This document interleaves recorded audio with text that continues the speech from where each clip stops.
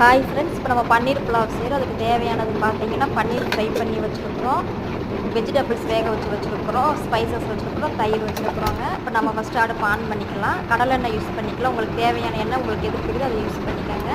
First நம்ம spices போட்டுக்கலாம். ஏலக்காய், கிராம்பு இந்த மாதிரி ஸ்பைசஸ் போட்டு நல்லா பொரிய விடுங்க. ரொம்ப கறிக்கிற வேண்டாம். அப்புறம் நம்ம பெரிய வெங்காயம் கட் பண்ணி வச்சுருக்கோம், அதை சேர்த்துக்கலாம். அதை வந்து டீப் ஃப்ரை பண்ணிக்கோங்க. நல்லா ப்ரௌன் கலர் ஆகிற வரைக்கும் ஃப்ரை பண்ணிவிட்டு புதினா கொத்தமல்லி வந்து டீப் ஃப்ரை பண்ணிக்கோங்க. கருகப்படாமல் ஸ்மெல் பச்சை. இப்போ நான் வேக வச்ச கேரட், பீன்ஸ், பட்டர் பீன்ஸ், பச்சை பட்டாணி பேர் உங்களுக்கு பிடிச்சமான வெஜிடபிள்ஸ் இருந்தால் நீங்கள் சேர்த்து ஆட் பண்ணிக்கோங்க. நான் புலாவ் செய்யும்போது இந்த வெஜிடபிள்ஸ் போட்டு நீங்கள் பண்ணிங்கன்னா இன்னும் கொஞ்சம் டேஸ்ட்டாக இருக்கும். நான் பக்கத்துலேயே டீ போடுறதுக்காக பால் ஃபில்ட்ரு பண்ணுறேங்க. ஒரு அடுப்பில் புலாவ் வச்சுருக்கிறேன், இன்னொரு அடுப்பில் டீ போட்டு வச்சுக்கோங்க. இப்போ வந்து நம்ம கரம் மசாலா ஆட் பண்ணிக்கலாங்க. இதுக்கு இஞ்சி பூண்டு ஆட் பண்ணிக்கலாம். இதுக்கு நம்ம காரத்துக்கு கரம் மசாலா மட்டும்தாங்க சேர்க்குறோம். அதனால் நம்ம அது மட்டும்தான் நம்ம ஆட் பண்ணுறோம். அதனால் அது கரம் மசாலா போட்டு நல்லா ஆட் பண்ணிக்கோங்க.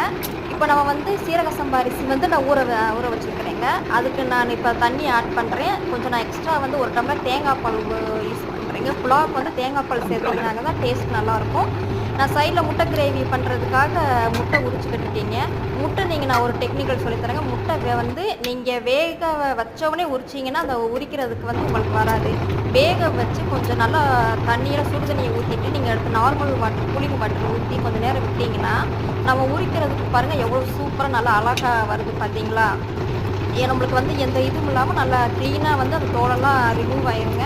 நம்மளுக்கு பார்க்குறதுக்கு வந்து அந்த முட்டை வந்து நல்லா நம்மளுக்கு உரிக்கிறதுக்கு அழகாக வரும். இந்த டெக்னிக்கல் யூஸ் பண்ணி பாருங்கள். யூஸ் பண்ணிவிட்டு எப்படி இருக்குன்னு சொல்லுங்கள். இங்கே நான் பக்கத்தில் டீ ரெடி ஆகிடுச்சுங்க.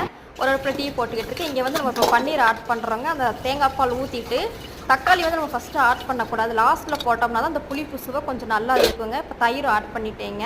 இப்போ நல்லா வந்து நம்ம கொதிக்க விடணும். அந்த தேங்காய் பால் தண்ணியெல்லாம் போட்டுட்டு கொதிக்க விட்டுட்டு இப்போ நான் ஊற வச்ச ரைஸை வந்து போடுறேங்க. அந்த ரைஸ் போட்டு வந்து நம்ம கொஞ்சம் நேரம் வந்து அடி பிடிக்காமல் கிண்டிக்கிட்டே இருக்கிறேன்னு நம்ம அப்படியே விட்டோம்னா அடி பிடிச்சிருங்க. அடி பிடிக்காமல் இருக்கணும். நான் சைடில் வந்து முட்டை கிரேவி பண்ணுறதுக்காக எண்ணெய் ஆட் பண்ணுறேங்க. இப்போ நான் அந்த எண்ணெயில் வந்து கொஞ்சம் மஞ்சள்தூள், சிக்கன் மசாலா, கொஞ்சம் மிளகுத்தூள் போட்டு எண்ணெயில் பொரிய விட்டு இந்த முட்டையும் போட்டு நீங்கள் கிண்டிக்கிட்டே இருக்கணுங்க. கொஞ்சம் கருவேப்பிலை போட்டிங்கன்னா கொஞ்சம் ஸ்மெல் நல்லாயிருக்கும். கருக விடாமல் நல்லா கொஞ்சம் அதில் அந்த மசாலாவில் வந்து இந்த முட்டை ஃப்ரை. இது வந்து சிம்பிளி முட்டை ஃப்ரைங்க. உங்களுக்கு தேவையான தக்காளி இது நீங்கள் சேர்த்து பண்ணிக்கோங்க.